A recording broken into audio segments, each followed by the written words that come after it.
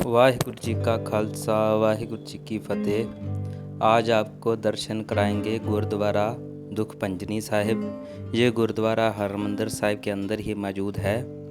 इस गुरुद्वारे का इतिहास ऐसे है, 1580 ईस्वी को एक घटना जहाँ पर घटी थी।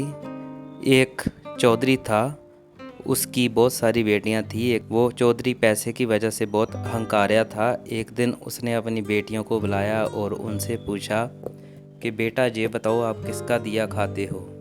उसकी बहुत सारी बेटियों ने जवाब दिया, पिताजी हम आपका दिया खाते हैं।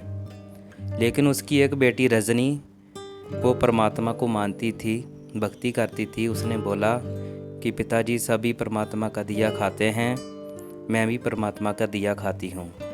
दुनी चंद अहंकार की वजह से उसकी इस बात का बुरा मान गया। उसने अपनी बेटी की शादी एक पिंगले के साथ कर दी। तभी वो रजनी परमात्मा का हुक्म मानते हुए उस पिंगले को टोकरी में उठाकर चल पड़ी। एक दिन वो यहाँ पर रुकी थी तो एक गांव तुंग में वो खाना लेने के लिए गई। उसका पति, उसने यहाँ देखा बेरी के नीचे एक छोटी सी तालाब है, छोटा सा तालाब है। उस तालाब में काले रंग के कौवे आते हैं, नहाकर सफ़ेद रंग के हंस बनकर उड़ जाते हैं। उसने सोचा ये तो कोई शक्तिशाली तालाब है। वो इस तालाब में धीरे धीरे पहुंचा। उसने बेरी की एक टहनी को पकड़ा और तालाब में नहाने लगा। तालाब में नहाने की वजह से उसका श्राप टल गया, वो एक सुंदर राजकुमार बन गया। तभी रजनी आई, उसने बोला तुम कौन हो, मेरा पति कहाँ है। उसने बोला मैं ही तुम्हारा पति हूँ, मेरा श्राप इस सरोवर की वजह से, इस तालाब की वजह से कट गया। ये एक शक्तिशाली तालाब है। फिर उसने वो हाथ भी दिखाया जिससे उसने बेरी को पकड़ा था।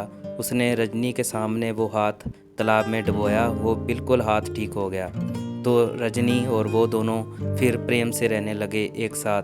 तो ये इतिहास जहाँ का है, ये 1580 ईस्वी का इतिहास है।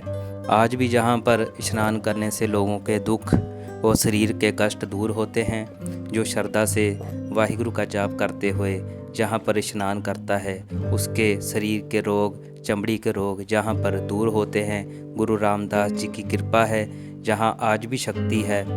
तो ये जहाँ का इतिहास था गुरुद्वारा दुखभंजनी साहिब जी का। वाहिगुरु जी का खालसा वाहिगुरु जी की फतेह।